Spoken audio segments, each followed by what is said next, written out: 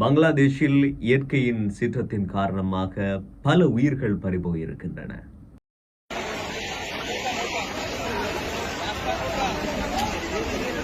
பலரின் உடைமைகள், உறவுகள் அழிக்கப்பட்டு அவர்களின் அழுகுரல்கள் காணொளிகளாக வெளிவந்திருக்கின்றன.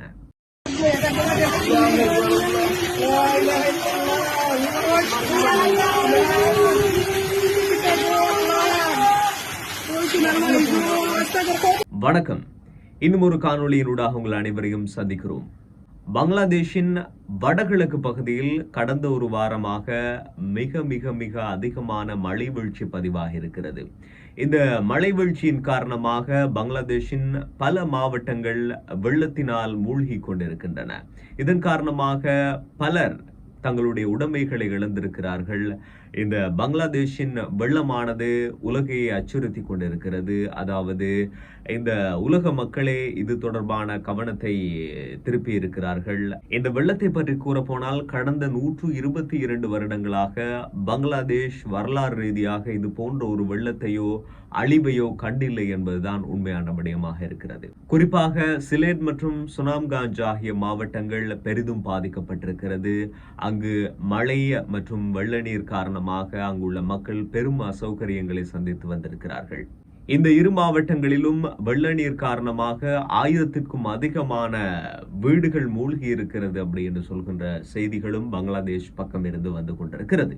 அங்கிருக்கின்ற மக்கள் பெரும் அசௌகரியங்களுக்கு முகம் கொடுத்து வருகிறார்கள். குறிப்பாக தங்குவதற்கு இடமில்லாமல், வீடுகள் இல்லாமல் தங்களுடைய உடைமைகளை இழந்து பாடசாலைகளில் அமைக்கப்பட்டிருக்கின்ற தற்காலிக தங்குமிடங்களில் அவர்கள் தங்க வைக்கப்பட்டிருக்கிறார்கள்.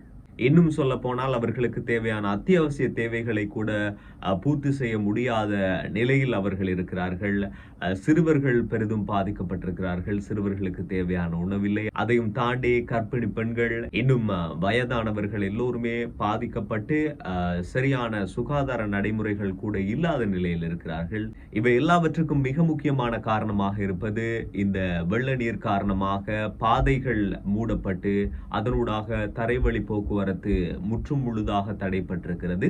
இதன் காரணமாக அங்கிருந்து இங்கும், இங்கிருந்து அங்கும் மருத்துவ பொருட்களை கொண்டு செல்ல முடியாத நிலையில் அவர்கள் இருக்கிறார்கள் என்பதையும் நாங்கள் அறியக்கூடியதாக இருக்கிறது.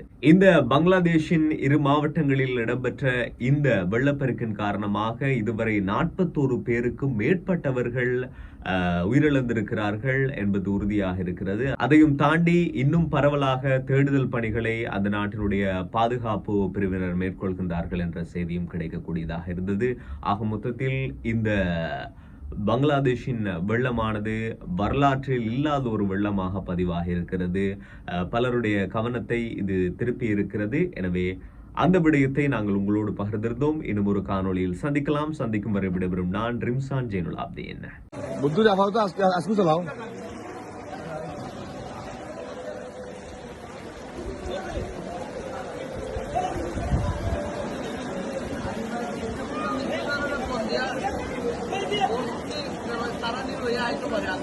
नेट ना